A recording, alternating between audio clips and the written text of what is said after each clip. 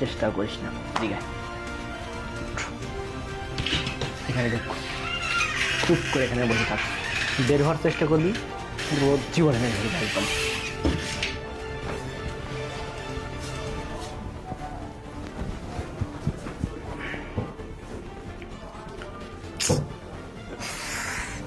আমিরুল, আমিরুল ওঠো না। উফ, কি ঘুমাইছো, আমার স্বামী চলে আসবে তো, সময় হয়ে গেছে অনেকটা। আমিরুল,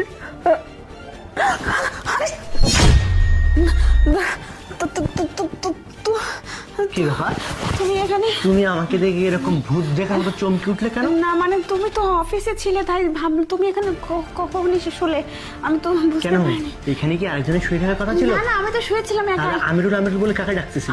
আমিরুল, আমি মনে স্বপ্ন দেখছি, বুঝছো? স্বপ্ন দেখছি? হ্যাঁ, স্বপ্ন দেখে মনে হয় এরকম বলে ফেলছি।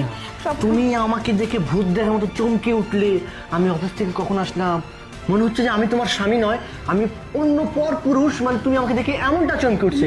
না, আমি তো জানি কি ভূত? তুমি এই সময় অফিসে থাকো। আমিরুল আমিরুল বলে চলে আসবে, তোমার স্বামী চলে আসবে। আমিরুল ওঠো, অনেক বেলা হয়ে গেছে, আমার স্বামী চলে আসবে। না না, আমিরুল কোথায়? কে আমিরুল? মানে আমি স্বপ্নেই দেখছি, বুঝছো? মেরে ফেলেছি, মানে শেষ করে ফেলেছি ওকে আমি। ঠিকই বলছো, তুমি কাকে মেরে ফেলছো? তোমার বয়ফ্রেন্ড যে ছিল ওকে আমি শেষ করে ফেলছি। তুমি কি বলছো বয়ফ্রেন্ড? আমি তো এসব কিছু বুঝতে পারছি না। না বুঝতে পারছি। আরে শোনো শোনো আমার কথা, তুমি কি বলতেছো, কি করতেছো? এদিকে আয়। আরে বাইরে হ। এই ছেলেটা কোত্থেকে আসছে আমাদের বাসায়? আমি এই ছেলেটা কোত্থেকে আসছে আমাদের বাসায়? হ্যাঁ, তুই কি ভাবছিস আমি কিছু জানি না? আমি সব জানি।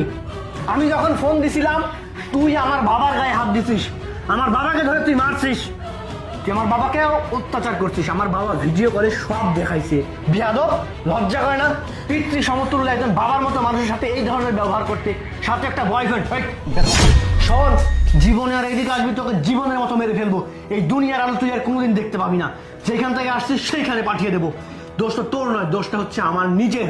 কারণ আমি আমার স্ত্রীকে এতটা বিশ্বাস করছি, এতটা ভালোবাসছি, যার কারণে আমার স্ত্রী আমারই পিঠ পিছনে আরেকটা পরপুরুষ নিয়ে আমারই বেডরুমে শুয়ে থাকে, আমারই বাবার সাথে খারাপ ব্যবহার করে। বেয়াদব, বিশ্বাস করো, আমি কি বিশ্বাস করবো তোকে? আমি যেটা ভিডিও কলে দেখছি সেইটা, নাকি তুই আমাকে যেটা বলবি সেটা? কোনটা বিশ্বাস করবো আমি? আমার ভুলেছে। খবরদার, আমাকে স্পর্শ করবি না, আমার রক্ত মাথায় উঠে গেছে। এমন হতে পারে তোকে আমি দুনিয়া থেকে বিদায় করে দিব। চল ওইদিকে চল, তোর বাবা মাকে ফোন দিয়েছি, তোর বাবা মা তোর 14 গোষ্ঠীর মানুষ এসে এইখানে যেই বিচার করে আমি সেইটাই মেনে নিব। তারা দেখি কি বিচার করে। আয়। শোনো